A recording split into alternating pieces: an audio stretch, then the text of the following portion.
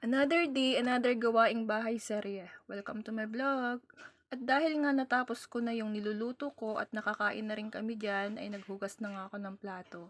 Ganito rin ba kayo mga kamami, kananay, kamama, na hindi nyo basta-basta hinuhugasan na ang inyong mga plato, hindi nyo agad sinasabon dahil inaalis nyo muna yung mga dumi-dumi.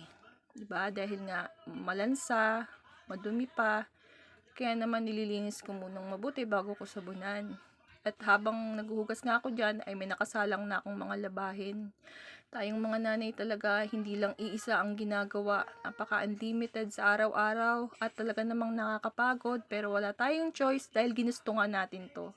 Pinili nating magpamilya at kasama na talaga sa buhay natin yung gawaing bahay. Yung pag-aasikaso sa ating pamilya. Marunong naman sa gawaing bahay talaga ang mga anak ko, pero dahil nga nasa school pa sila dyan, wala talaga akong choice. Ang lahat naman ng ginagawa natin ay pagmamahal sa ating pamilya, kaya hindi nga dapat tayo nagrereklamo kahit na sobrang nakakapagod. At ayan na nga, isinalang ko na rin yung ibang damit dyan.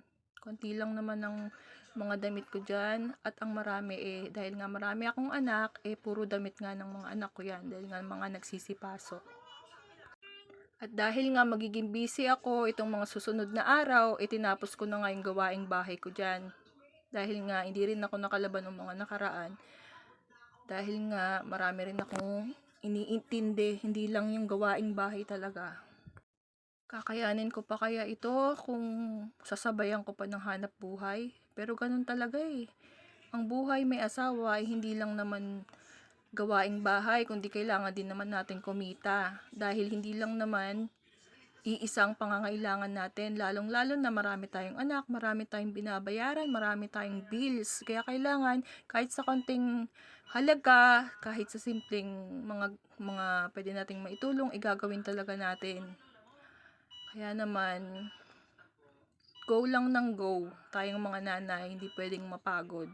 Pero dapat magkaroon din naman tayo ng time na alagaan natin yung mga sarili natin. Kasi yan yung puhunan natin eh. Kapag nagkasakit tayo, lalong-lalo na nung nagkaroon ako ng anxiety at depression, talagang hindi ko mga nagawa ito. At dahil nga walang hangiran yung mga anak ko dyan, bumili nga ako sa Shopee ng cabinet rack. Wala nga yung balot, kaya naman ginawan ko na lang din ng paraan na balutan. Actually, nagawa ko na ito nung nakaraan, kaya nga lang pinalitan ko ng cover, kaya naman kinalas ko ulit. Tayong mga nanay, madiskarte tayo eh. Ginagawa natin ng mga paraan, yung mga bagay-bagay sa loob ng tahanan. Hindi talaga natin yan inaasa kung kani-kanino at hindi tayo talaga bayad lang ng bayad, di ba? Kung kaya naman natin gawin, gawin natin. Wala kasing cabinet, hangiran na cabinet yung mga anak ko at wala na kaming space.